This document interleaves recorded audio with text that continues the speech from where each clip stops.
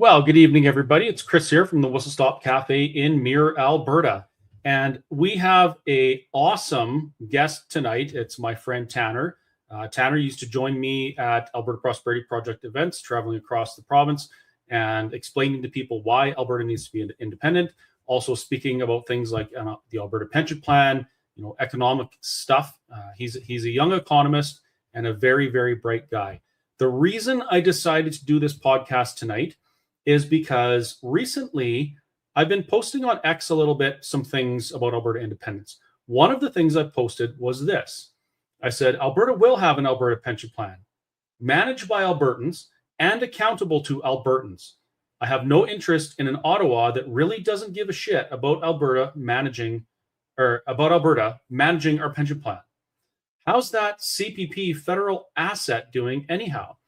And it actually got some traction. I don't have a big presence on X, but this one hit 11,000 views and there's a lot of comments. And what I noticed in the comments was most of them are negative. And it's not because an Alberta pension plan is a negative thing. It's because it seems to me as though people really don't know what they're talking about.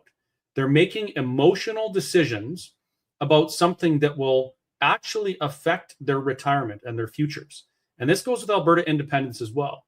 Another thing I saw on X was somebody talking about a post where we said something along the lines of Alberta drives the Canadian economy and it kind of carries the country on its back.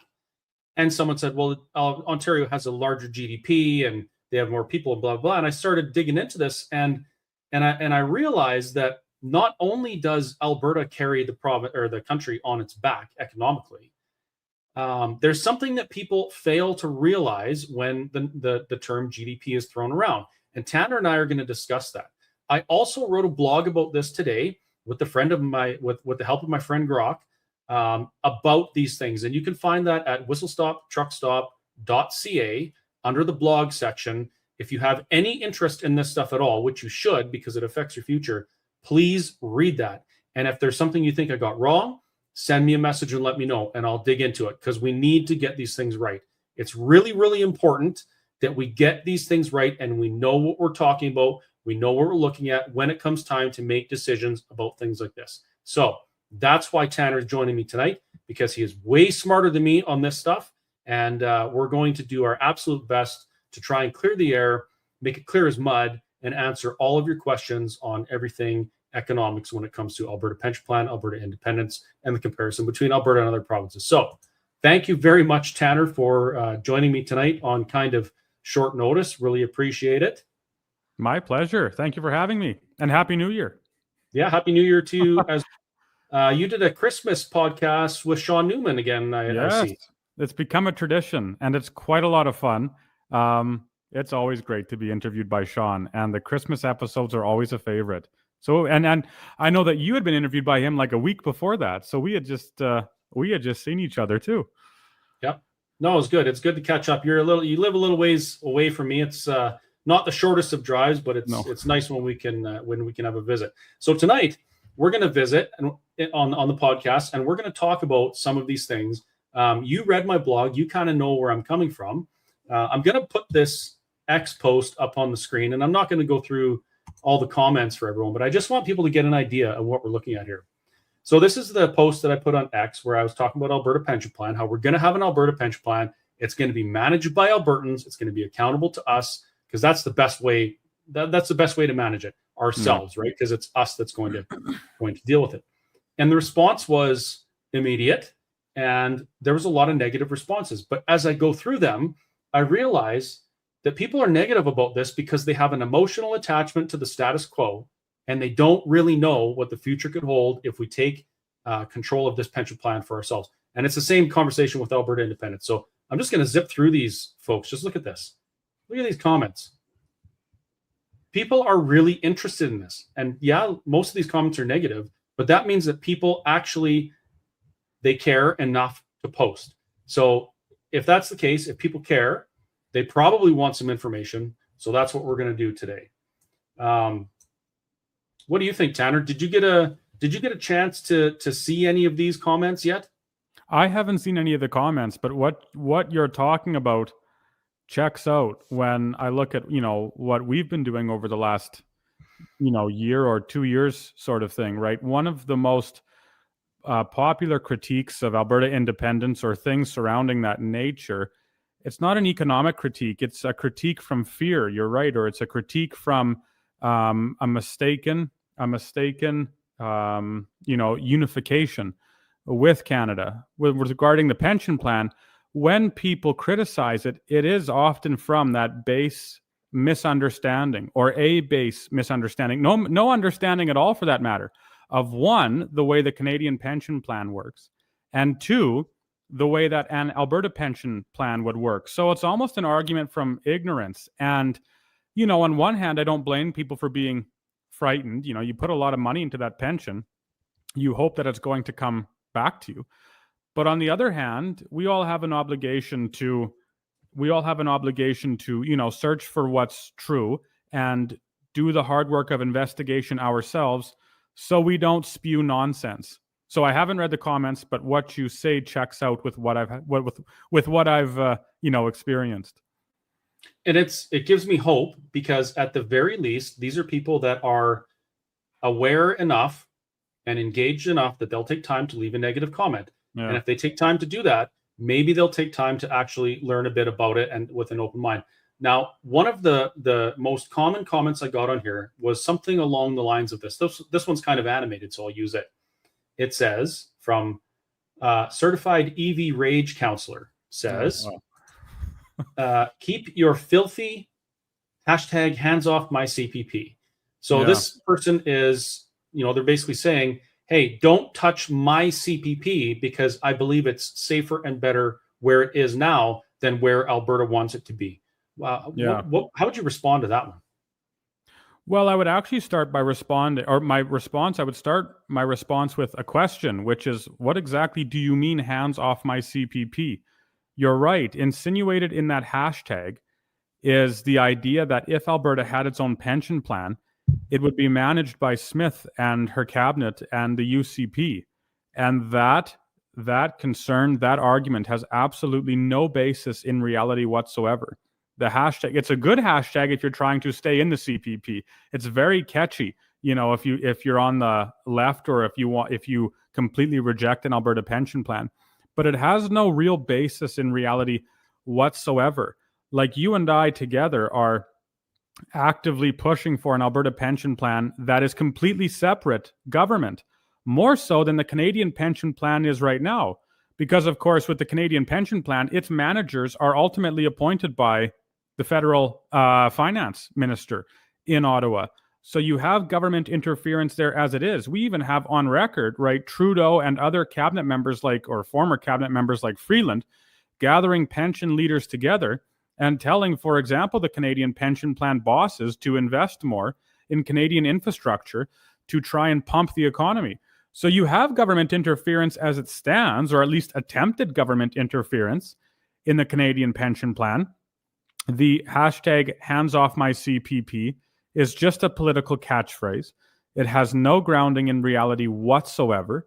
And we have no desire to have the government manage our pensions. On the contrary. Now, correct me if I'm wrong, but it is true, I believe, that either federal parliament or the Alberta legislature, they could make law that influences or impacts the way in which the pension plan is managed. That's something they can do. However, go ahead. Go back to that federal finance minister appointing and so on the managers at the Canadian pension plan. So, of course, if you're, Chrystia Freeland or whatever finance minister you want, you have an agenda, and that agenda extends beyond maximizing profit, maximizing returns on the pension, right? You have a social agenda. You have an agenda that lines up with the party that you are agenda, exactly a political agenda that you're working for. And so you're going to do everything you can to make sure that agenda is achieved. Look at the Canadian pension plan. One of the things that we're seeing is, after all of this time of having, managers and so on be appointed by finance ministers who don't have the same values that you and I might have, The Canadian Pension Plan is now actively investing in no carbon investments and total green energy, and it's going to get out of oil investments as quick as it possibly can, and so on and so on. That might not be a profit maximizing idea, it might be something totally different, like a social responsibility that the CPP thinks that it has, because it's been, managed by individuals who were appointed by politicians who have that idea. But the point is, you have a political agenda inserted into that institution to try and push forward what lots of government wants to get done. Yeah, and we're going to talk about this a little later too.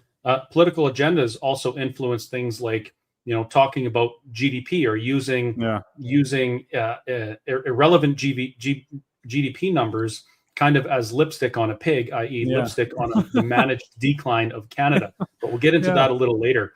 So I want to point out, there's always going to be a government or an administration that is responsible for making sure that the pension plan is doing what it's supposed to be, whether it's Alberta or Canada. My opinion is, if I'm going to have a government responsible for administering how the pension plan functions, or who's appointed, who's managing, whatever, I want my vote to count. I want to be able to hold the government accountable if they do it wrong. Right now, if the federal government isn't making sure that Canada Pension Plan is doing what I want it to be doing, then I want to be able to vote and have my vote count. But we can't do that in Western Canada. We know that as Western Canadians, the entire western part of Canada could vote one way. Ontario and Quebec could vote another way, and they'll win every single time. So the key here is we need to be able to be sovereign in the decision making as to who does these things, whether it's federal or provincial. And in Alberta's case, the only way we can have real control is if we have it managed provincially, which is why we should take control of those 5 things. Yeah, the idea is, you're right. You have, a greater ability to exert influence over policy and so on when the government that is representing you is closer to home. It is much easier to keep tabs on an Alberta government than it is on an Ottawa government. And even if you can keep tabs on an Ottawa government, you're right. They don't care what we think of them because they know how we're going to vote. And it's not like we're a battleground, like we're a battleground province. And so their intent and their focus is not here, but it's rather in the east, where you do have swing provinces, or you do have swing jurisdictions that determine how an election is either won or lost. When it comes to an Alberta pension, ideally, right, we want government removed totally from the process as much as possible. Like in an ideal world, there's no government involvement. And the reason ultimately is because government doesn't exist to maximize. And with a pension, we want that. Right? It sounds like a evil thing to hear profit maximization. We've been brainwashed to believe that anytime you hear the word profit and maximization together, you are dealing with a robber baron or some industrialist capitalist who hates the working man and wants to cover the air with black smoke from a factory. But that isn't necessarily the case, right? What instead we want is our pension fund to profit maximize so that we can generate as much return as possible for those individuals who actually invest, in the pension. I want as much money as possible with my investment. Not like I invest to make just a little bit of money, hopefully. I'm satisfied with the least. No, I want the most. I want to get the most for my dollar. But that isn't government's well, it's actually not even their responsibility, but it's also not their agenda. Their agenda is to win power. And so they do different things from day to day to ensure that they win power in the next election. That doesn't generate a lot of stability for a pension. That doesn't generate a lot of stability for investments. And so it means those institutions that are managed by government are not able to function as effectively because they're no longer profit maximizing. So you're right. What we want is a system where we get government as much out of that process as possible so that we are able to build up a stable, steady, profit maximizing machine that guarantees the highest returns possible for we Albertans and ensures that those returns are available to us when we retire. That's really the argument, right? That's the foundation of the entire project. So going back to your earlier comment, the idea that, we want government to grab, the pension and put their hands on it, that is such nonsense. It has no basis whatsoever in reality or in argument. You mentioned maximizing profit. Yeah. Another frequent comment in here is that the CPP is one of the best performing pension plans in the world. It performs fantastic. It's great.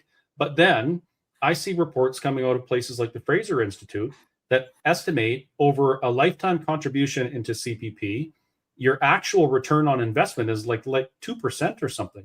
Yeah. Which one is true? Because they both can't be true. This is probably in my opinion, this is probably the strongest argument against staying in the Canadian Pension Plan. And it's also the argument that people understand the least. So the CPP, of course, takes your money. I'm oversimplifying, but it takes your money. You pay them, every month with your income tax, your CPP tax, I suppose. You give them money, and lots of that money is shoveled out to seniors who are collecting on their Canadian Pension Plan. But the little bit that's left over is invested, and it's invested by the Canadian Pension Plan Board, and those investments are piling up in a big asset pile. So far, so good. Not too bad. Now, we often hear, like you mentioned, a lot of politicians and bureaucrats who talk about these marvelous returns that the CPP is generating. Over a 10-year period, the CPP averages a 10% rate of return, or whatever it might be. It's somewhere around there, 9.5%, whatever it is. According to those numbers, the return is, over 10 years, if the numbers are correct, 10% annual or average rates of return is pretty solid. Okay, great. So then the argument goes, well, why on earth then would we as Albertans want to leave that stability, that security, excess of money? If the pension's performing so marvelously, what would possess us to say we want our own pension instead? This is now where the argument comes to a summit. Because even though the Canadian Pension Plan might be earning 10% rates of return on its investment, let's suppose that it is for sake of argument, that return on that investment or those investments has absolutely no bearing whatsoever on the amount of return that you and I, as individual Canadians, are going to make on our CPP contributions. So we'll repeat it to say it slowly. What the CPP makes on its investments is not correlated to what you and I make on our contributions.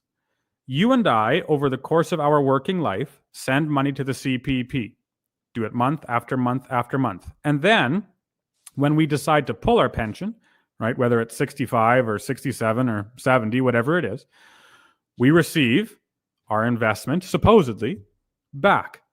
But when you look at how the amount of money that we receive is calculated, you see that it has nothing to do with how well the CPP did or didn't do. What it has to do with instead is how long did we work, how much money did we make while working, and what age did we retire at? How long did we work? How much money did I make while working? And at what age did I retire? Those three factors contribute to the calculation that determines how much money is going to go into your bank account and mine. And when the math is complete, Fraser Institute is correct, we earn about a 2.5% to 4%-ish rate of return over our lifetime contributions to the CPP. And the younger you are, the lower that number is. So my rates will not be as great as, my dad's rates. And my children's rates, if nothing changes, won't be as great as my rates, and so on and so on. So the return really is anemic as far as I'm concerned. It's abysmal. It's not like we're earning those 10% rates of return that we've been told by the media and by commentators online. It's more like that 2.5% rate of return.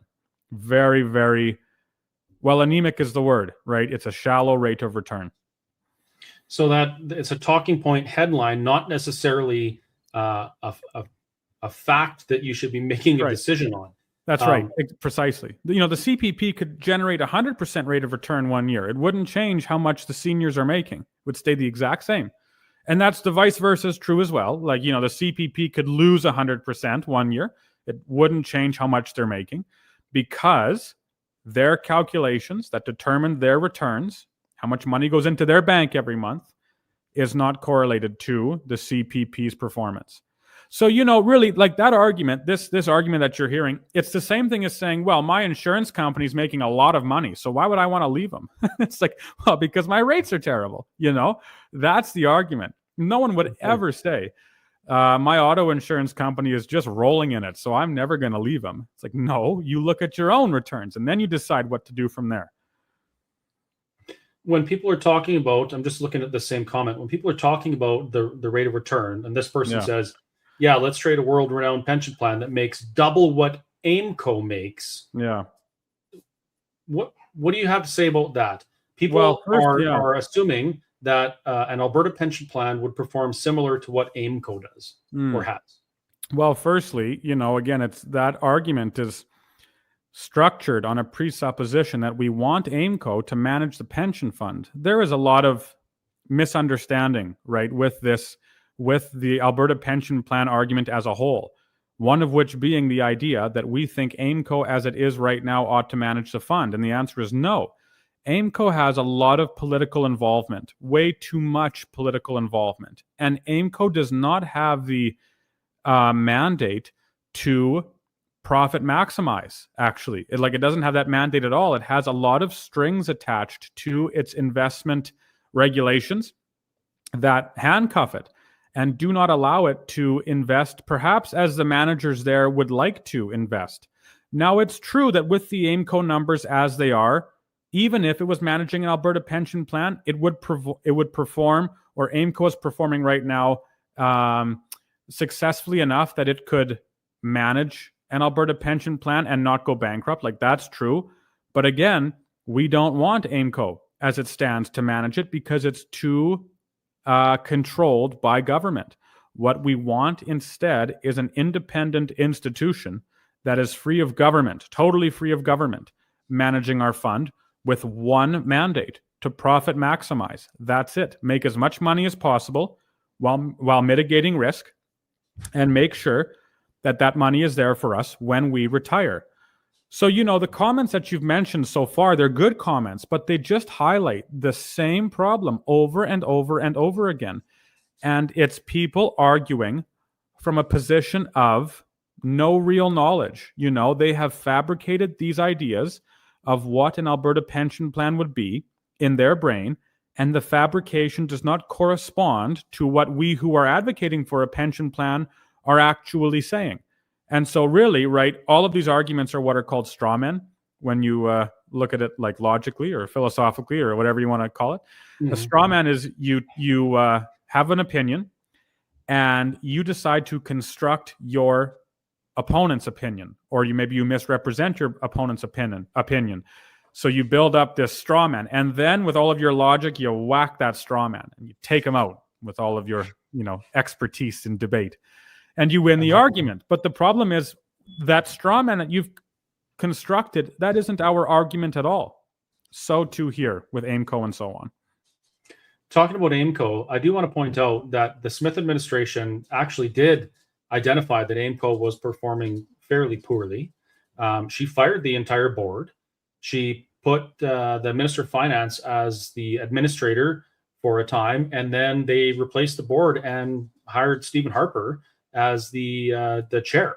So, the government did take steps to fix what's been going wrong with AIMCO. So maybe people, they have this idea that I think they just hate the UCP. So anything they touch is going to be bad. But it's this current UCP administration that's actually taking steps to fix some of the problems that they want to fix in the first place. So I hope that people will at least be able to see that. Right. And I'm looking into the long term as well. It might be true that you have a government by miracle that, while in power, really does want to appoint a board, let's say to AIMCO, that profit maximizes. And then once the government has done so, they step back completely. Don't touch it at all. Right. That is so rare. It is a miracle. But anyway, you might have that for a term. But when you look long term, we know that there are going to be other governments in power. And, heaven forbid, if a Rachel Notley repeat happened, we want to shield that institution so that it isn't subject to a new premier or a new cabinet that has no desire whatsoever to profit maximize, but instead wants to advance a social agenda, or completely kill the oil and gas industry, or, do who knows what else. So that's where I'm coming from it. I'm looking at a longer term and saying, we know that there's going to be fluctuation in the political market. How can we stabilize the investing market, AIMCO or whatever other institution it is, so that it isn't disturbed that much at all by a change in the political guard? That's really interesting. I did hear rumors of some things being legislated that would require a referendum to change them. Maybe this is one of those things that's right. Being considered. Sure. Who knows? But the key is, I think what you're saying, Tanner, is that the people that are saying UCP hands off my pension, we actually agree with them. That's the argument. Government hands off our pension. Yeah, that's right. We agree. Yeah. Wholeheartedly. Okay.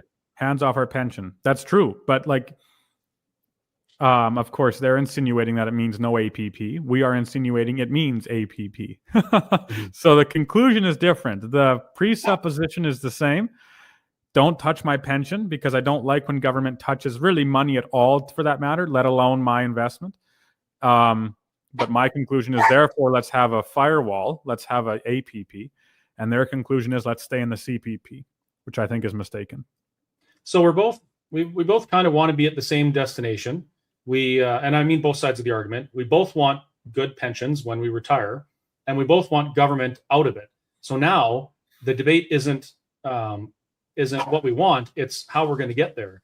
And I think if people take the time to go to the, even the Alberta First Pension website, look at some of the videos that were done, learn the information, I think they'll find that we really are aligned on these things, and we should be working together towards it. Yeah, we have a marvelous opportunity here to increase our quality of life and to increase the stability of seniors in retirement. So we should work as hard as we can to see that objective achieved. And we're confident and convinced one of the ways to do so is by leaving the CPP and starting our own Alberta Pension Plan. It's very exciting. There was another comment here that I wanted to touch on quickly. The idea was, where is it here? The idea was, no, it's not there.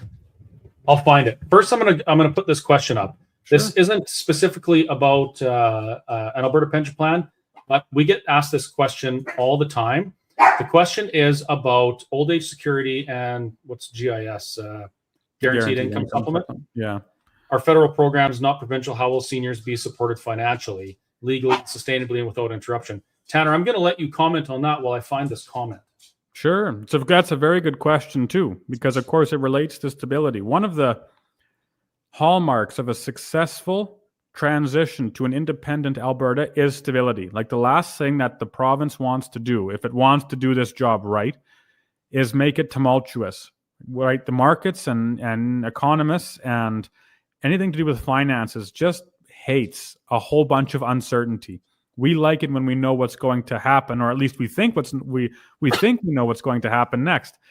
And so, with regards to OAS and GIS and so on, it would be, in my opinion, unethical to just up and cut those individuals who are receiving it off, right? Because they are, of course, relying on that to live.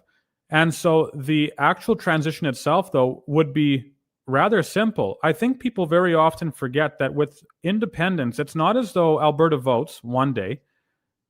If the vote is successful, it leaves the next day. It doesn't work like that. Rather, the vote is successful, and then you negotiate. And you negotiate for, a good period of time so as to iron out all of those details, including with OAS and GIS, or OAS and GIS and CPP and so on and so on and so on. So basically the answer is, it's a little vague, but the truth is all of that has to be negotiated in that interim period before Alberta actually becomes independent.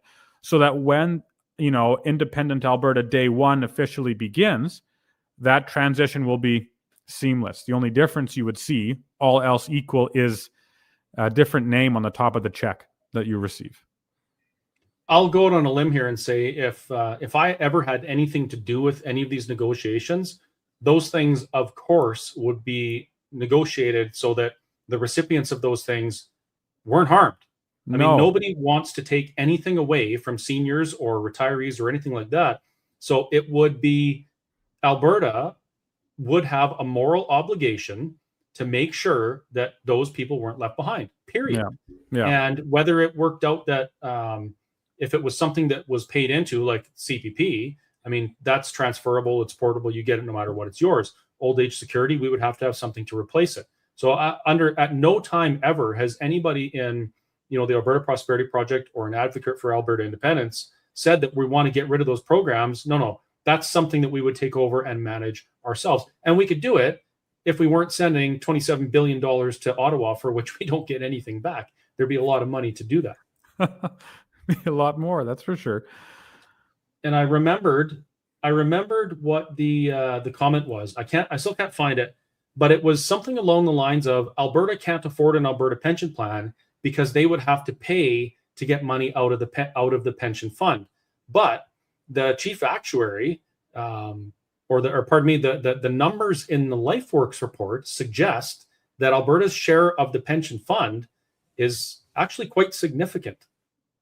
Yeah, I don't really understand that argument at all, to be honest. The idea that we'd have to pay to get, our money out of the fund. No, that doesn't work like that.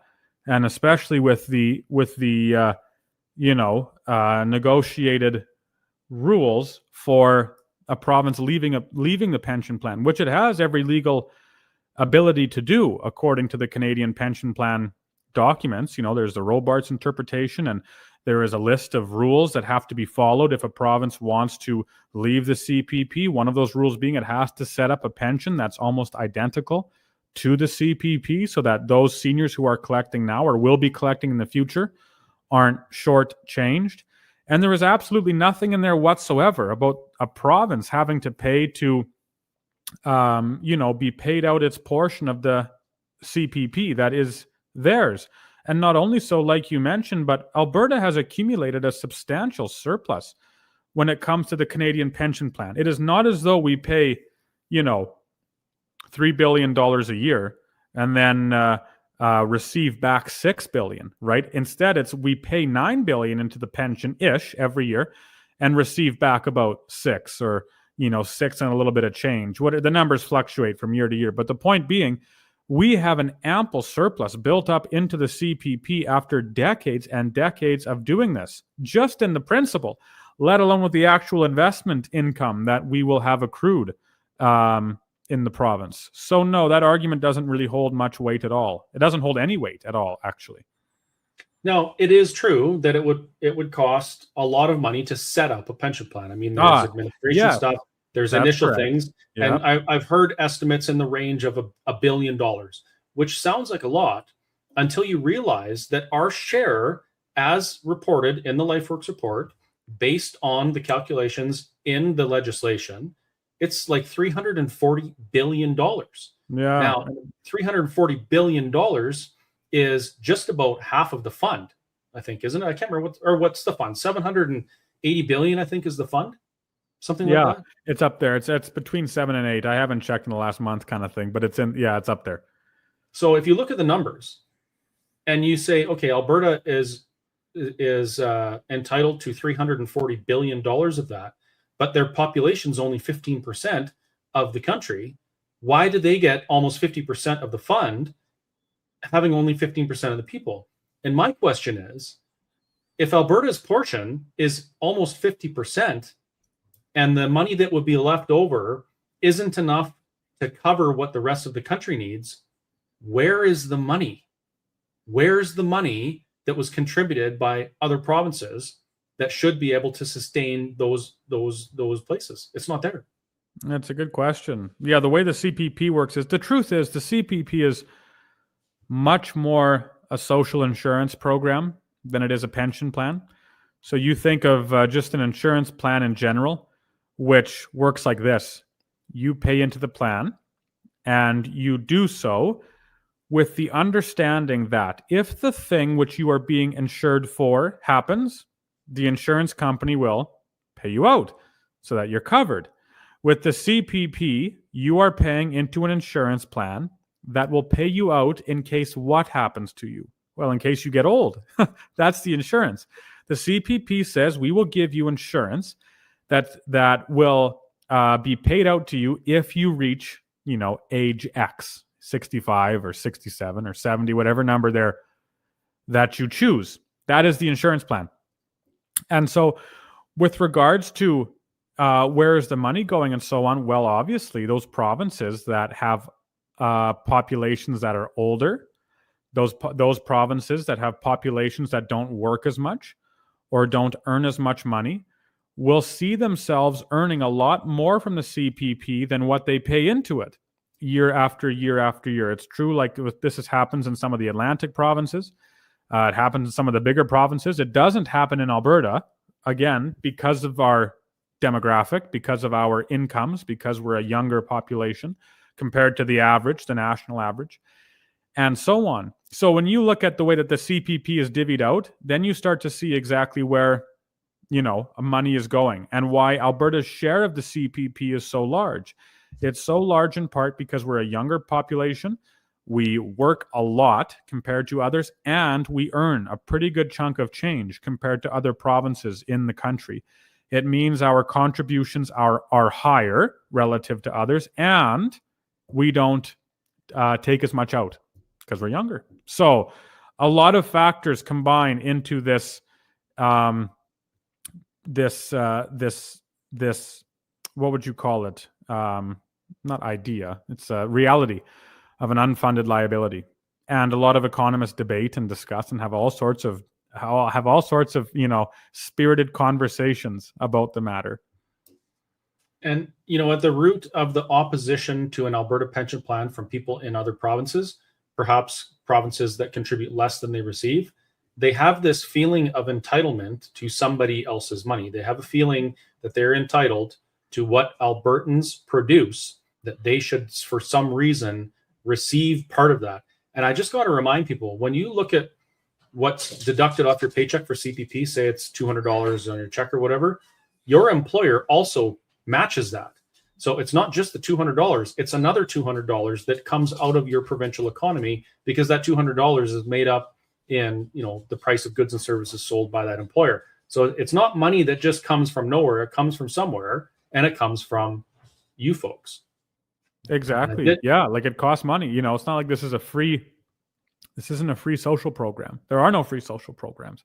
There is no free lunch. There's a Friedman quote. It's very famous. No such thing as a free lunch. Same thing here. No such thing as a free Canadian pension plan. It does cost, and it costs a lot. And when you look at the CPP's performance for you as an individual, so that between 2.5% and 4%, compared to the performance of even a moderately performing mutual fund, right? If you had taken that money that was sent to the CPP and had instead privately invested it, your results would be far superior, like unbelievably superior compared to what the CPP produced. And even if you passed, right, with a private pension, your spouse would still receive the benefit, which it's not quite the case with the CPP, right? There are deductions that occur when your spouse passes away.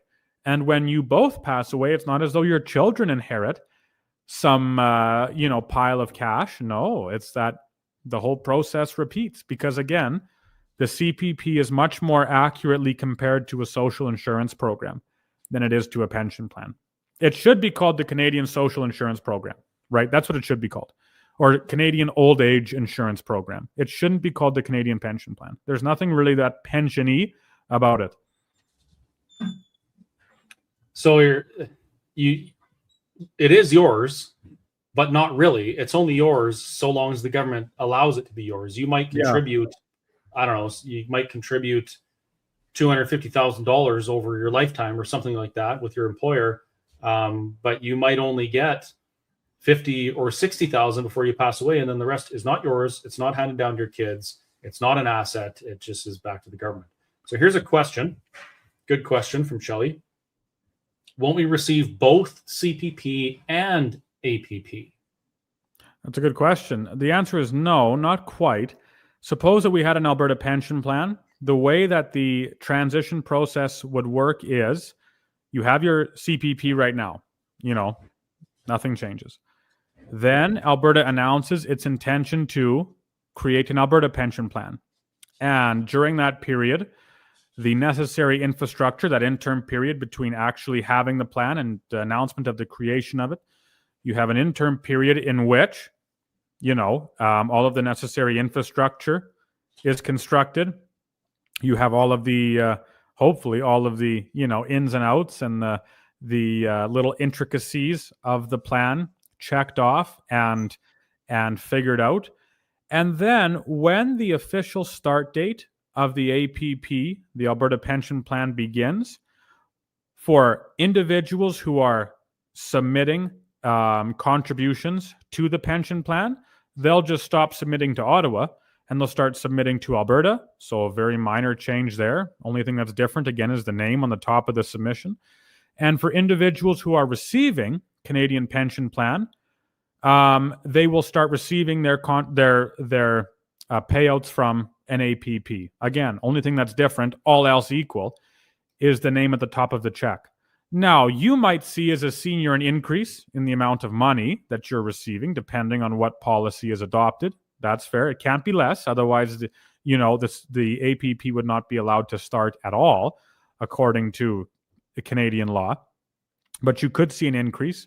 But other than that, really very little changes. Again, what we want is the most smooth and non-turbulent process as possible. We want it to be just like glass, right? The transition has to be so seamless that if you didn't know anything was happening at all, you wouldn't even recognize a change.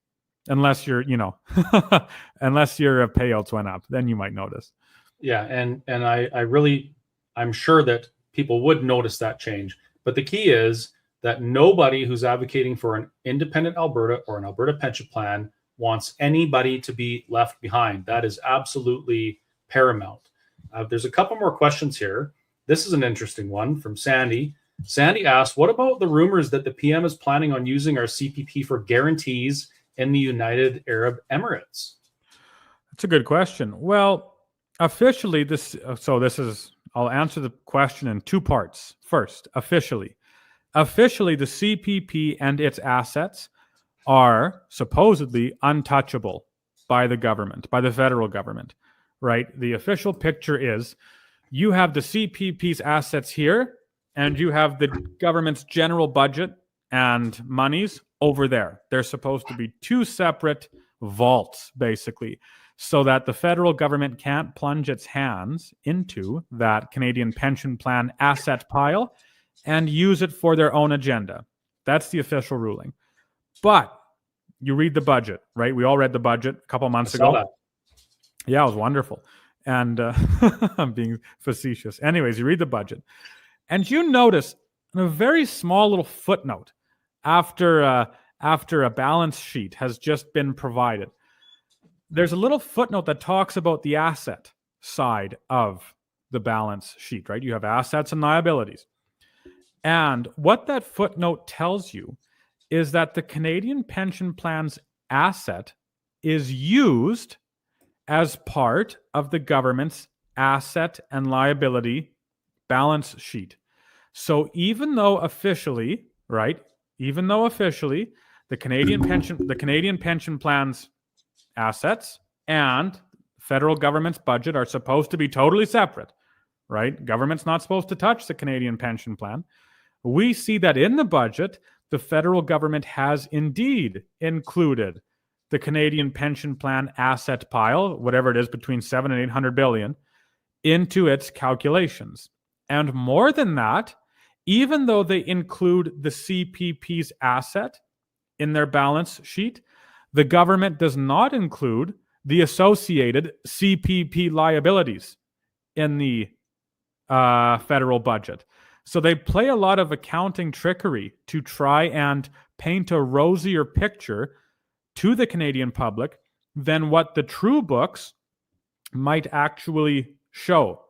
So with regards then to that rumor about, the Prime Minister using that pile, Well, it seems like the government, in a sense, is already using the asset pile, right? They're using it to boost up their books and to make the Canadian financial position appear superior to what it actually is. How far can they go with that? That's a political question, and it probably depends on the politician and just how how brash they're willing to be. That's a perfect segue into what I'm going to call Chapter 2, Lipstick on a Pig. But there's one more question from Mary, and the question is for you, Tanner. Would you, Tanner, take over the CPP portfolio in an independent Alberta? That's a very humbling question. Absolutely not. Those individuals who work in the investing markets have models and statistics and regressions that are so complicated and brilliant that I wouldn't dare even think about doing something like that. I applaud those who have the ability to read all of those charts and study the markets in a very intricate and dedicated way. So I'd love to ensure that board isn't compromised by government. That's true. But as for the actual investing, I'll leave it to a true blue expert. Most certainly not me. I have a feeling that in the coming years, those experts are going to have their job will be more managing the AI system that's doing that. Probably true. Hands-on. Yeah. Who knows? Wouldn't surprise me at all either. Yeah. Well, let's move on to the next section of this, and it's a perfect time to do it. You talked about making something look good for political purpose. Now, one of the things that's been tossed around in the comments regarding Alberta independence is Alberta carries the country financially on its back. And then the responses we get are things like, no, Alberta's GDP is only 15%. Ontario's is 35 or 36% or whatever. So Ontario actually carries the country's economy. Now, I started digging into this and I wrote that blog about it. And what I found, Tanner, was that Alberta, I think I can't remember what the number was, 44 or 48% of Alberta's GDP is made up from direct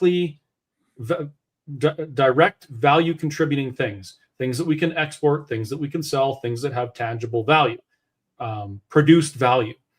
Ontario, on the other hand, almost the majority of their GDP figures are made up of things like public education, healthcare, government services, bureaucracy, real estate, leasing, those types of things. Things that aren't actually created value, but they cost the value that's been created. So what I determined was, while Ontario has a larger GDP, there's so much, I don't know if it's the right word, but parasitic draw on the value created that they're really not driving the economy as much as some people would like us to believe. Am I kind of getting it closer?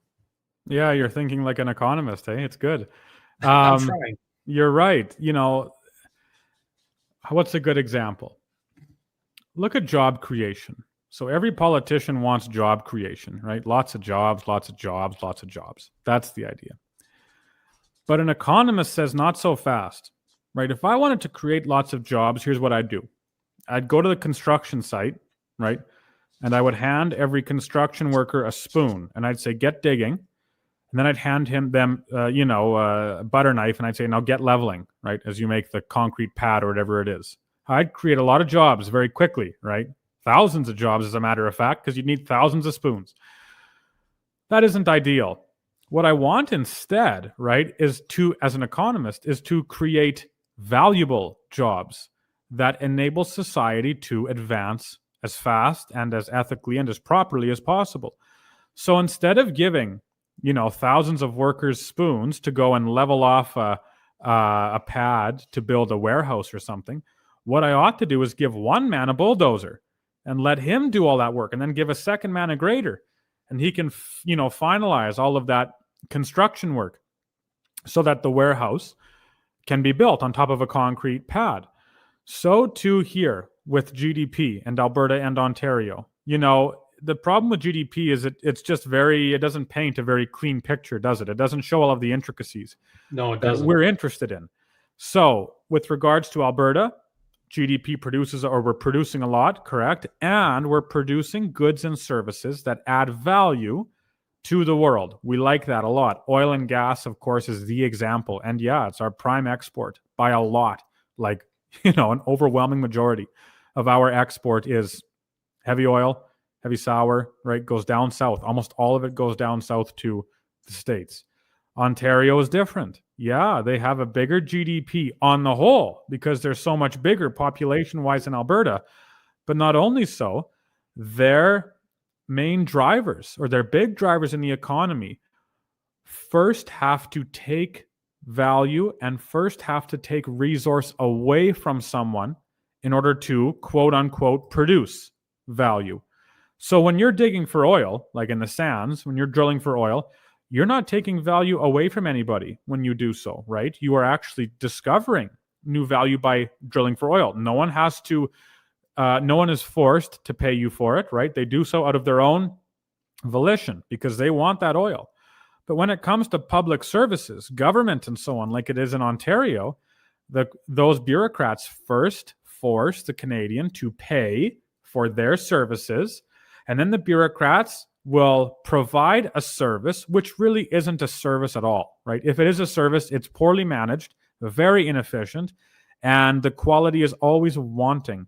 So yes, there is a vast gap there that is not captured by just looking at the GDP, right? If Alberta produced $1 of GDP and Ontario produced $1 of GDP every year, you'd say they're both equal, right? Nothing's different. But when you zoom in on each province, you would see that Alberta produces a GDP of $1 with a resource primarily that adds value, oil.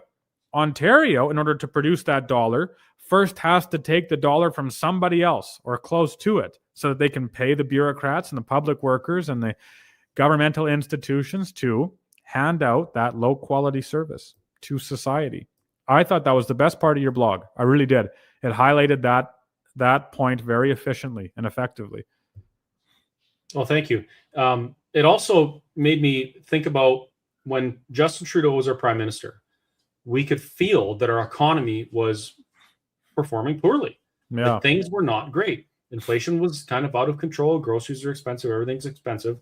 And yet the government was saying our GDP is growing, where things are great. Things are great. And I'm thinking, how in the world could these numbers be correct? And then it occurred to me, actually just today, as I was going through this, we brought in record numbers of immigrants, a portion of who received entitlements to be in Canada for interesting things. Like Canada has a LGBTQ refugee program. So if you're being persecuted for your sexual ideology in another country, you can come to Canada and Canada will pay your living expenses for X amount of time. Well, those living expenses that Canada pays people that come here from other places are actually calculated as part of our GDP.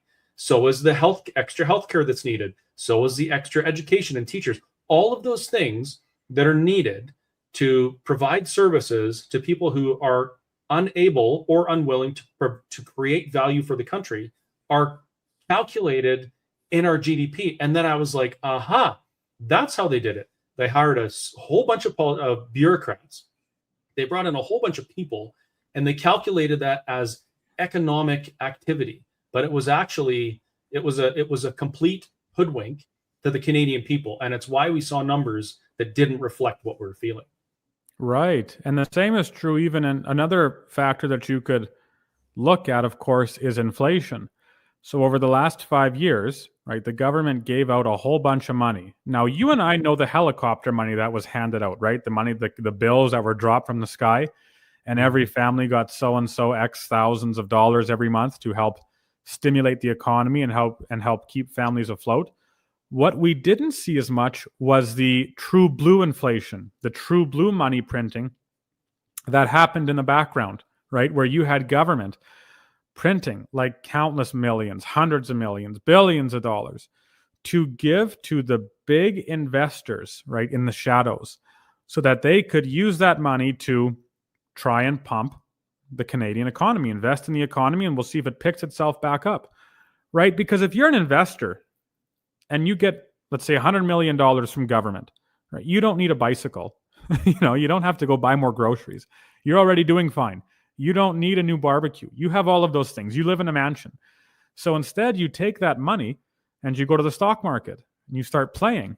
Or you go to the housing market and you start buying up, right? You start moving in these various asset areas in the economy, in the Canadian economy. And by doing so, by injecting more and more and more money into those asset markets, housing's a great example, right? You drive the cost of housing up. Everyone says, wow, it's booming right now. Look at all of these places that are being bought up. Surely I should put my house on the market too, and I should do so for a lot of money. I'll try and make some. And the guy buys it, you go, great. And that tells another person to do the same thing. And the market continues to rise higher and higher and higher. And not only so, but then you have entrepreneurs who are receiving big money from government. And they go, that's fantastic. I'm going to start expanding. I'll build a new warehouse. I'll hire a bunch of workers. And the business will continue to boom. That's it's the a idea. Bubble. Yeah, we call it malinvestment in economics. And the idea is all of that growth is situated on a lie. It's situated on a false idea of just how marvelously the economy is performing, when in fact it isn't performing that wonderfully at all. It's just that government gave a whole lot of handouts to a whole lot of people. Of course, you can't do this forever. And so eventually one person notices, and then 2, and then 4, and 16, and so on and so on. And the market stalls, and then it collapses. And so we're kind of in that interim, we're right at a fulcrum right now. We're waiting to see what's happening. Like, we know surely the economy's in a recession, right? If this isn't a recession, I don't know what is. You have so many people who are struggling to find jobs, let alone to then make all of their ends meet when you look at the price of everything. And still yet we're told the economy is doing not bad. No, it isn't, right? The economy's in a bad position right now. And the numbers might not say that, but again, they don't paint the whole picture. You're right to bring up that point about how easy it is to skew all of these facts and figures so that you paint a rosier picture of the economy than what it actually is. We're seeing that in Ontario right now, because Ontario has the highest percentage of bureaucrats and service-related employed people in the country. So what happened is everybody wanted to live in that hub. Yeah. And as they moved there, the house prices went up because there was more demand and less supply. And the house prices went up. So then the bureaucrats said, well, we need raises. And they gave themselves raises. And the politicians give themselves raises. And then they can buy the houses and pay more money. And it just snowballs. But the people that are buying those houses, their value that's included in the economy is from us. Yeah. I think the number is like 1 in 10 Canadians is employed by government or some type of bureaucracy. So 1 in 10 Canadians produces no value. I mean, I shouldn't say that. Is a parasitic draw on the original value created by someone in, say, a resource-based industry or creating goods or something like that. And that's scary. And now Ontario they're going to start seeing those results. And even worse, when Alberta becomes independent and the Canadian dollar likely takes a bit of a tumble, because even though we're only 15% of GDP, it's a much stronger 15% than what Ontario's 36% is. I think it's going to be a disaster, an absolute disaster. Wouldn't doubt it for a second. It's a lot of uncertainty that's introduced, especially when you're right. You consider the steady rock economically that Alberta has been for Canada, right? Even when Alberta was down, or when the rest of the country was down, you could depend on Alberta to continue producing. It's just part of the nature of the people of Alberta and of the geography and of the political structure of the province and of the attitudes of the people in the province and the entrepreneurship and all of those things, right? Alberta has been a province for the last, how many decades, where those in any corner of the country is able to say, or are able to say, that province will continue to produce. It's just the way Alberta is.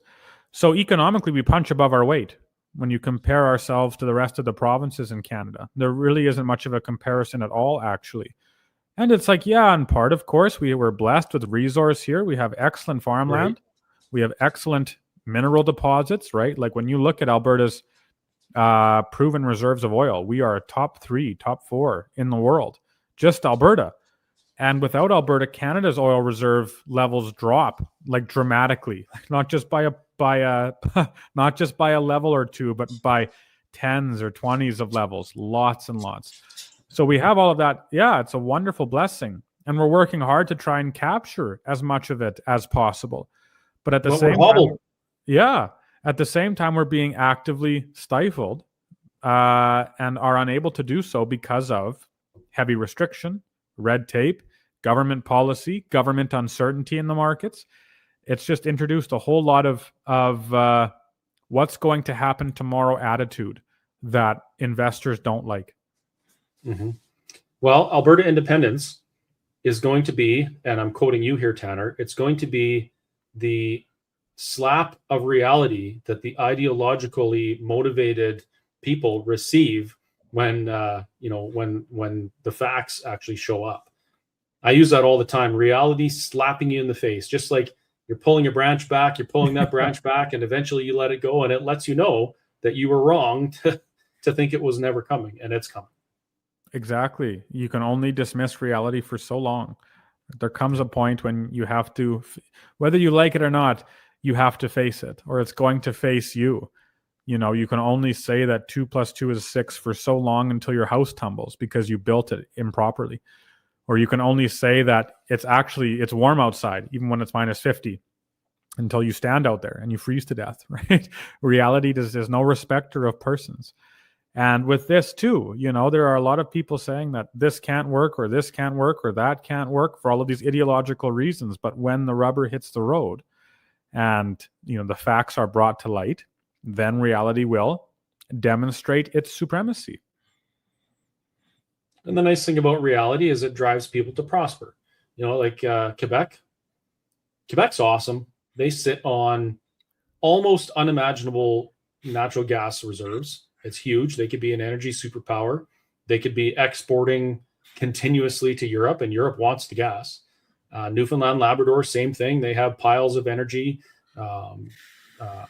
Ontario has uranium. Like, there's all sorts of things there. The Atlantic provinces have energy, and they're not producing it because somebody else is producing, and they're able to reap the benefits.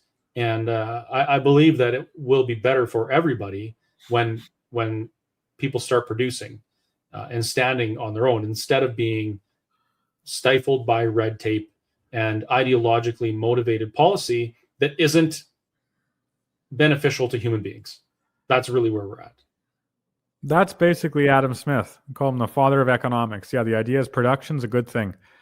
There's an old economic law called Say's Law, which says demand comes from supply, not the vice versa. So we like production. We like producing. It's good. It's good to go out there and work and to create something valuable, because as a consequence, your life increases in its quality as well. And so does everyone else's quality of life, right? You see, that's the miracle of the market, right? Is that the famous quote is, it's not the shoemaker, right? Or the bread maker that makes, everything for themselves. It's the bread maker makes bread, the shoemaker makes shoes, and the locksmith, makes locks.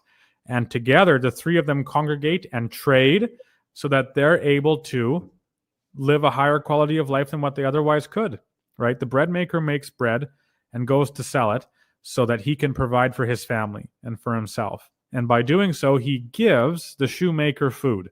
Great. The shoemaker does the same with his shoes. He goes forth to sell his shoes so that he can put food on his table and provide for his family. And by doing so, the bread maker has shoes to wear. Excellent.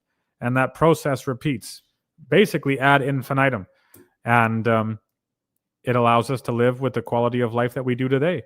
If we want to see a world without it, that market, you go to the Soviet Union, right? Or you go to those old communist nations that were so utopian, weren't they, in their administration of benevolence and kindness, right? Like, it's the complete opposite. When you have a central planner, that was sarcasm, folks. That was total sarcasm. Yeah. When you look at a central planned economy or a centrally planned economy, the results are disastrous. Always. There are too many factors in the market that cannot be divvied up and properly divided by 1, 2, or even 1,000 or 1,000,000 men, right? You instead just have to have this invisible hand moving and working to coordinate all of us. Yeah, I'm about three quarters of the way through the Gulag Archipelago, and it's yeah, that's it's a good unreal. book to read. That's a pretty heavy read, but well worth it. It's well worth it. That's one of the masterpieces for sure of the last 100 years.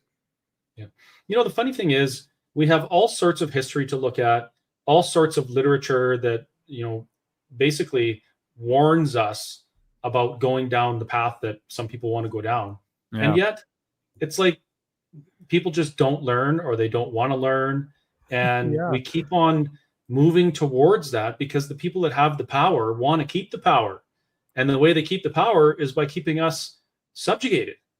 So if we don't educate ourselves on these things, how can we break that cycle? We can't, right? It's so important you're right, to know all this stuff. Like the Ecclesiastes says that nothing's new under the sun. So you're exactly right. Man has a tendency to repeat his mistakes over and over and over again. And you shake your head and you wonder, why on earth doesn't the society learn? But it's just the way that the society is. One of the ways we can counter that problem, however, of doing the same thing over and over and over again, making the same mistake over and over again, is, like you mentioned, like read history, right? Look at the way that the nations worked when they were set up with this governmental system or that one, because human beings aren't all that different, whether it's now or 1,000 years ago. We're pretty much basically the same. We want the same things. Yeah, our taste might be a little different, and our style, our fashion's a bit different, sure. Our reading comprehension is certainly different, but on the whole, right, humans are humans. And so when you study history, right, you actually acquire an ability to predict the present and the future in some sense, right? You say, this is what humans did in the past. If we continue down this road, we will do the same things that they did in the past. And so here is what the future will look like. So yeah, read Gulag Archipelago, right? Read the writings of those old classics, like, way before then, all that jazz. It's important. And herein lies the hope, folks. It might seem bleak sometimes when you look at what's going on in the world and where people are going, where a country and a province is going. And that most people aren't paying attention. But I'll tell you something. It takes roughly 3 to 4% of a society to change the course of that society by making sacrifices, working hard, talking to people, and doing the things that need to be done. You folks that are watching these videos that I put out and that Tanner puts out and others, and educating yourselves about these things, you are that 3 to 4% of the society. And if we continue to do this and we get involved where we can change the direction of the society for the better. When the Alberta Prosperity Project started, it was, what was it, like 60, 70 people in a shop in Nisku, Tanner? I believe you were there. I wasn't at that. I wasn't at that particular meeting. I came about a couple months after. But yeah, it was just 50, 60, 70 people in the shop. That's correct. It was just small. And now the Alberta Prosperity Project is leading the way and educating Albertans as to why they need to support a referendum on independence that's going to happen next year. So don't give up hope, folks. And don't give up hope, Bonnie. I'm going to get to your question in just a moment. Actually, I'll do it right now. I just wanted to make sure that we didn't miss that part, that you guys have a heavy weight on your shoulders, in that if you know these things, you now have a moral obligation to pursue the goals that we need to pursue in order to be a flourishing society. Bonnie had a question, and it was about the pension plan, I believe. Here it is. Good question, Bonnie. Can Tanner address the massive unfunded liability of the Canada Pension Plan and how it is a doomed fund? Strong words. Well, the unfunded liability portion of the CPP. Well, let me explain the unfunded liability, the idea of it first. So if the CPP were to stop collecting contributions right now, today, from all workers, or if workers just said, we're not going to send any money to the CPP any longer, right? The CPP would say, all right, okay, well, we have an asset pile, so we can pull from that to pay out the seniors that are still owed their CPP, right? They're still owed their pensions. But that'll run out eventually, right? If we pay out in these prodigious quantities, and if, people continue to get older, which they will, and they're still owed some money, then we're going to run out. And that's what's called the unfunded liability portion of the CPP, right? And it's quite large, right? 1.1, it's over a trillion. Was it 1.1 or 1.3, whatever it is, trillion. So a lot of money that's considered an unfunded liability. And again, economists go back and forth about whether or not this unfunded liability is normal. Like some say, yeah, it's normal, no problem at all. Other guys say, no, it's a huge problem. There's a big amount of money that isn't there if, there's a large amount of money required that wouldn't be there if people stopped paying. And so, yeah, they go back and forth and debate and discuss what that ought to look like. I'm for sure more in the camp of we ought to manage the fund more properly. It ought to look a lot better than what it does now. And for me, the biggest issue is the level of payout. Like, I think it's egregious that the seniors who have paid into that fund all their lives are receiving a 2% or 2.5% return on their investment. That to me is why the fund is ultimately doomed. Yeah, as far as I'm concerned, that actually is the ultimate reason, because it's a dysfunctional payout as far as the amount of money we put into that pension fund is concerned. We should be earning far better rates of return than what we actually are, if that fund or some semblance of it is going to continue. Could you imagine for a moment paying into a mutual fund or some other investment for years and years and years, and then when it came time to retire, right, you saw a return of 2.5% to 4%, most likely like 2.5%, you'd be furious, and rightfully so. Now, I know that one of the arguments is, well, again, it's a social insurance plan, and it's not meant to pay out big. It's not meant to pay out big dollars like a pension plan is supposed to pay out. But then one, call it a social insurance plan, and two, I actually don't think that excuses the dismal rates of return that you and I earn as individuals. And so, of course, when you have that sort of, well, what I'd consider a failure, it might take a few years, sure, I totally agree there, but that institution will not stand. People will eventually realize that they've been scammed, right, out of a lot of money when you look at the returns. They'll be rightfully upset about it, and something superior will have to take its place. Well, thank goodness that Alberta is going to build that something. Better believe it. I'm going to throw this out there, folks. When the UCP government rolled out the idea of an Alberta pension plan, well, I think it was a year and a half ago or whatever, and they told us about the LifeWorks report and what the numbers were, support for an Alberta pension plan was only around 30%, which surprised me until I realized that the people who benefit from federalist policies put out a huge smear campaign against it. They lied about it and convinced people they needed to be fearful of it. So support was very low. But what happened, interestingly, is a group of people sacrificed their time. They showed up, they did events, and they started talking to people about it. Well, now the level of support for an Alberta pension plan is somewhere hovering in the area of 50 to 55%. So in a period of about a year, everyday, normal, ordinary people, Albertans like you and me, we run around, we talked about these things, we had conversations, and we built the support. So Alberta, if we continue doing that, we will have an Alberta pension plan. It will happen, and you're going to see the benefits across the board. So that's absolutely fantastic. There is, I did see a question about equalization.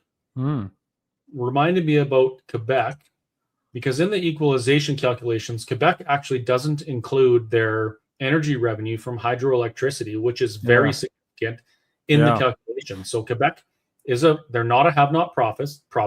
They have things, and yet they receive $12 billion, roughly $12 to $13 billion in equalization every year. So Mark says, isn't it true that if Eastern Canada produces energy, they get less equalization? If so, there's no incentive for them. It's a good point. Well, yeah, the way equalization is calculated is by using a formula that looks at something called physical capacity. The idea is the government looks at how much each provincial, I'm oversimplifying, but it looks at how much each provincial government could raise using tax revenues under certain parameters. And so obviously provinces that make more, or at least provinces with individuals that make more, could raise more money under these certain parameters than provinces that have populations that don't make as much. And so, yes, if you are an Eastern nation and you begin to produce energy, harvest energy, and so on, the average wage or income of your province will increase, thereby increasing your physical capacity. And if your physical capacity reaches a certain threshold, then you will no longer receive equalization payments. So there's a balance there between incentives. You're right. If they produce too much, they earn too much, and therefore they don't receive equalization. Whereas if they don't produce, right, and leave, let's say, that oil or whatever other resource it is locked in the ground, then they will receive equalization, because on the whole, their people will be kept poorer. And Chris is right? Quebec is an outlier where they don't take their hydroelectricity into account when looking at equalization. And so they receive a lot, by far the most amount of money compared to any other province in Canada. Yep. And Ontario also receives equalization, even though Ontario is touted as having the highest GDP and strongest economy in Canada, yet they also receive equalization dollars. But, you know, that really doesn't surprise me, because we've had a prime minister say it out loud, screw the West, will take the rest. We had Clifford Sifton saying that the great trade of the prairies would be used to build up the factories in the East and enrich people's lives. Time after time after time again, the cat has been let out of the bag. There's a lot of cats been let out of a lot of bags, and that this is what was intended. It was intended right from the beginning that the wealth of the West would be used to prop up and contribute to the lifestyle of the East. And I say that time needs to come to an end. And it needs to come to an end in 2026 with a successful referendum on Alberta independence. Wholeheartedly agree. What more could be said, hey? Yeah. And then, you know what? As an independent Alberta, maybe Prince Edward Island needs a hand doing something. Why wouldn't we help them? I mean, Alberta isn't, we're amicable with the other provinces. We love Canadians. We just don't like the structure. Doesn't mean that we can't help our neighbors in the future. It just means that we're tired of being forced to support things that are not, we're forced to support policy that hurts us. And it's just not right. No, it's intolerable. You're exactly right. We're forced to support a policy that tries to encourage our abolition. And that seems to be madness to support that, doesn't it? Yeah. Well, there's a lot of madness on X. My good grief. What an exciting time that was. I seriously, sometimes I just go and I read through the comments just for entertainment. But at the very least, like I said earlier, people are paying attention.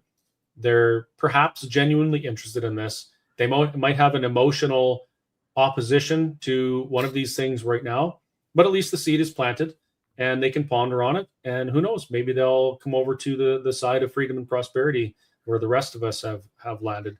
Wouldn't that be wonderful? Otherwise, we'll just become independent and drag them along in prosperity anyway. So either way, they'll win. It's true. The more the merrier. Absolutely. Yeah. And I see the questions, there's a lot of comments, a lot of thank yous. People are very happy that you're here, Tanner, as am I. Much appreciated.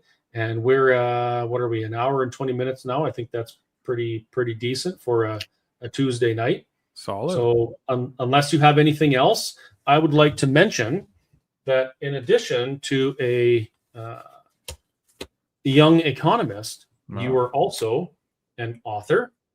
True. You are a lay pastor. You've delivered services at the Whistle Stop Cafe, at our Chris and Carrie show, Bibles and Bulls. Both were absolutely fantastic. You've written 3 books now. 3 books. You're right. 3 books. 3 books. So True Christianity, this one here. Yeah. And Kingdom of Cain. Yes. Which I can't find as well. And Antichrist 2030. Yes, that's the Where newest do people one. find that stuff? Well, right now it's on Amazon. If I speak in person, I bring them. And then on my website, just tannerhnidey.com. Anyone can send me a little message if they'd like. And I have books there. I'll give you a little teaser about Antichrist 2030. The premise of that book is that we have this idea that when evil shows up, it's going to be obvious. It's going to be horns and blowing smoke out its nostrils. But the reality is it's the opposite. When Very evil much shows up, different. Yeah. when bad things come, it comes in the form of things that we are attracted to, things that we like, maybe even bringing peace where there wasn't peace before. And the only way that we can call that out and identify it and know what the proper path is if we educate ourselves. Just like in politics, we need to educate ourselves on civics. With stuff like the pension plan, we need to educate ourselves on the economy. When it comes to things like evil, we need to educate ourselves on scripture. That is the only instruction manual that will prepare us for the evil that will inevitably come to this world. Is that kind of, did I get it right? I've only read about a quarter of the book. No, that's not too bad. That's pretty, scripture's it. That is the book. Absolutely. If Jesus used it to counter Satan in the wilderness, it's good enough for us. Where did you get that idea? What prompted you to write that book? Well, that's a good question. Actually, it's a good question. You speak at a lot of events, and everyone would talk about how they're looking for a political savior, and that always rang alarm bells, right? Because you look at history, like we talked about, and when you do that, you see that people who put their faith in a political savior tend to be very broken by the end of the entire ordeal. So that might have been the foundation of it. But then just scripture itself. Yeah, reading the particular books are Daniel, obviously Revelation, end of Matthew is a big one, Isaiah. Lots of those books have a lot to do with it, and it seemed to be a very pertinent topic for the time, considering how everyone right now is on a hyper alert, right? We know what our governments are trying to do. We know what they want to do. And so I thought, what better time to write a book about Antichrist? The 2030, that's just an eye-catching number. That's all. Because of course we all know Agenda 2030, so that's why I put it there. Anyways, yeah. But it was a lot of fun to write, and the reception's been very positive, very encouraging. So on to the next one. It's been great. No, that's awesome. I'm looking forward to it. One of the things that I've picked up on when speaking at events, kind of same as you, people are very concerned about some things that they see happening. Digital currency, digital ID are two of them. Yeah. Digital currency and digital ID are both required to implement end times prophecy, mark of the beast type stuff, where you can't buy or sell without participating in that system. And people are like, well, how do we stop this? What do we do? And I of course, I give the political thing. Oh, we need to be the 3%, change the course of society, have a constitution in Alberta that prevents it, all those things, right? But the reality is, if you are a man of faith or a woman of faith and you believe what's in the scriptures, that is coming. And you aren't going to stop it. You are going to have to live through it. And if that's the case, it becomes absolutely critical to arm yourself with the knowledge you need to go through that. And the knowledge you need is not in civics or politics. It's in scripture. And the Savior isn't a policymaker or a politician. It's Jesus Christ, plain and simple. And I've been actually saying that at Alberta Prosperity Project events, because that's a truth that a lot of people don't want to admit. They want to say, oh, we can just stop this if we do these things. But the reality is we may not. And there is another part of it that people need to think about. Christ is the answer. Pretty solid. You might become a preacher. Well, I don't know about that. We'll see. All right. Well, I think that's pretty much a wrap, Tanner, unless you have anything else. People know where to find you now, your website, Amazon books. I would encourage you folks to pick up one of his books and read it. They're fantastic. I certainly recommend Antichrist 2030. I've found it captivating, and very few books captivate me. So that's a good place to start. It's a high compliment. Well, thank you. You're welcome. Can people look forward to seeing you at any events or anything in the future? Would you have anything going on that you want to talk about? I sure hope so. In January. We'll see what the new year brings. Who knows? Usually the way it works is a group or whoever gives me a call, if I'm free to speak, I'm up there. So I'll let them know. Sounds good. All right. Well, thanks again. If I don't see you before the new year, which is very likely, have a wonderful new year. Wish your lovely wife a merry new year for me. I will. And looking forward to our next meeting. You bet. I appreciate it. Happy New Year. Thanks. Night, Tanner. Well, there you go. Fantastic, as always. We've had Tanner on the Chris and Carey show a few times. It's always really good. The guy, I'm not sure how he fits the giant brain he has in that head of his, but the insights he has for being a man much younger than me, he's really wise, and it would behoove you, if that's a word, to pay attention to his writing. Read the stuff he puts on his Substack and his webpage. He's got an email distribution list where he writes and he sends stuff out. It's always great. Highly recommended. 10 out of 10. Now, I'm going to read you a part of a piece, an excerpt of that blog that I wrote. And I would be appreciative if you would go to my website, whistlestoptruckstop.ca, and read the entire blog. It might give you some insight as to what we're talking about. So here we go. Alberta's economy is heavily goods producing and export oriented. Goods producing industries account for approximately 43 to 44% of provincial GDP, with energy and energy linked industries driving exports, capital investment, and federal tax generation. Alberta's output is globally priced, trade exposed, and capable of generating foreign exchange. While energy markets are cyclical, Alberta's core industries produce tradable goods that sell into global markets and generate external revenues. Ontario's economy, by contrast, is predominantly service-based, with services accounting for roughly 77 to 78% of provincial GDP. Major components include real estate, rental and leasing, construction, finance and insurance, and professional and administrative services. Approximately 30% of Ontario's GDP is directly or indirectly tied to housing activity, construction, and housing-linked finance. This creates a concentration risk comparable in scale to Alberta's exposure to energy markets. The nature of that risk, however, is different.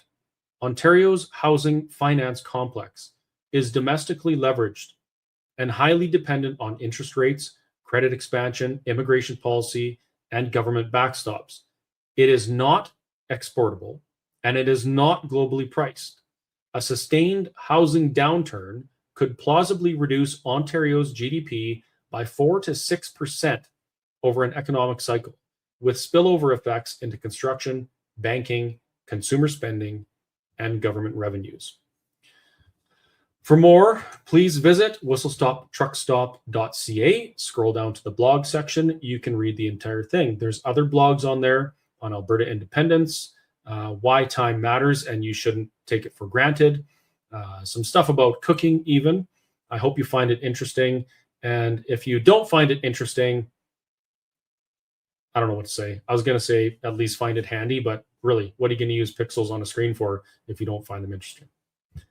Thanks again, folks. Have a great night. Thanks for all the questions and participation. And we will see you, I believe, we're going to try this again on Thursday with my friend David Parker, talking about civics, how to get involved, why we need to get involved, and how we can change the world.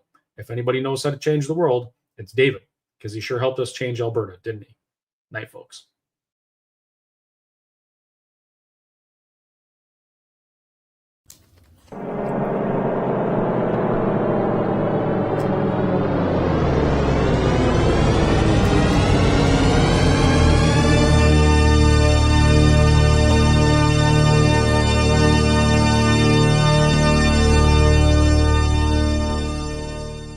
Meow. Alberta may not be the biggest part of the Canadian economy, but it sure as hell drives it.